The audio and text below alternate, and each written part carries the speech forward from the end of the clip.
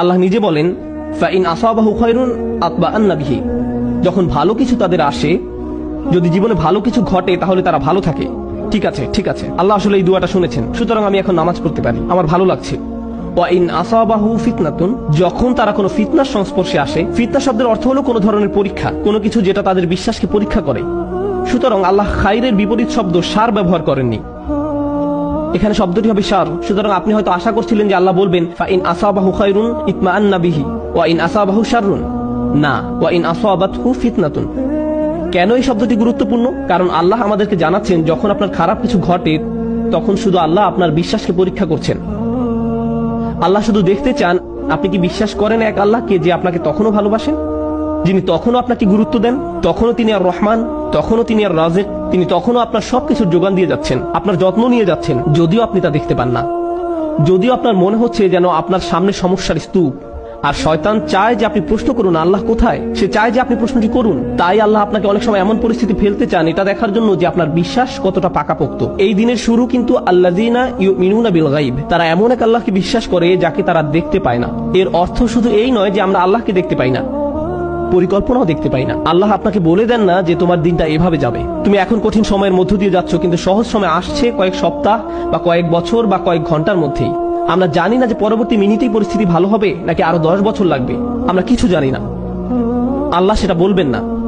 ওমা কানাল্লাহু লিইউতলিয়াকুম আলাল গায়ব, আল্লাহ আপনাকে অদৃশ্যের ব্যাপারে জানাবেন না, তিনি সেটা আপনাকে জানাতে বাধ্য নন।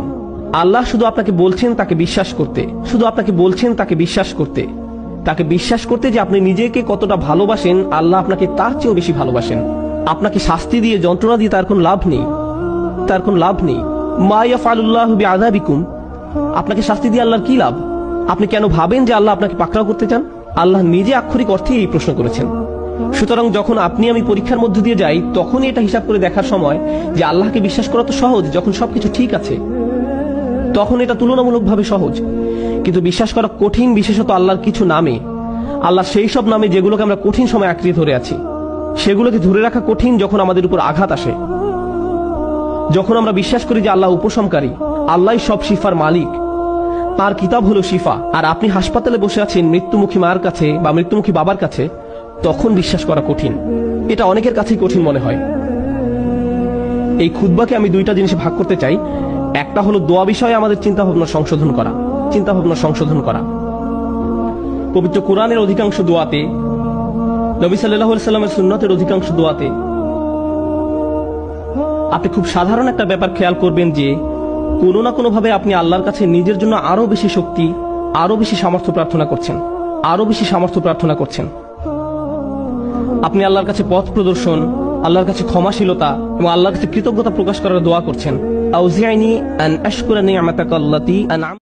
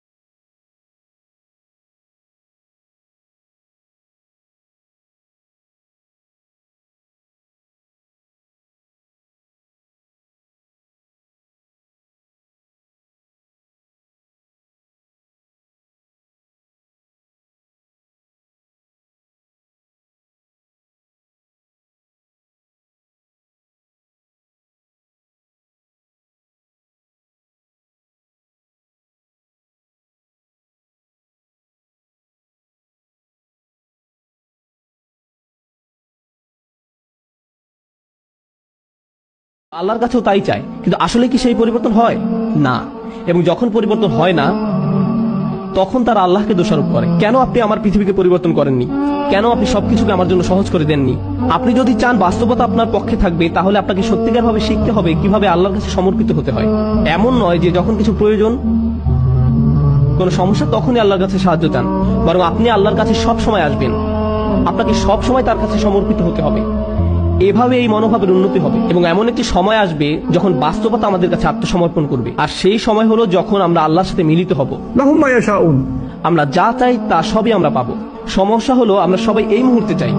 আল্লাহ বলছেন, আমি তোমাদের সবই দিব, কিন্তু এখন তোমরা কিছু ভালো অভিজ্ঞতা অর্জন করবে এবং কিছুটা পরীক্ষায় পড়বে। আর একমাত্র যে কারণে তিনি আমাদের পরীক্ষায় উপনীত করেন, তা হলো তিনি চান আমরা যেন উত্তীর্ণ হই এবং জান্নাতের জন্য যোগ্যতা অর্জন করি।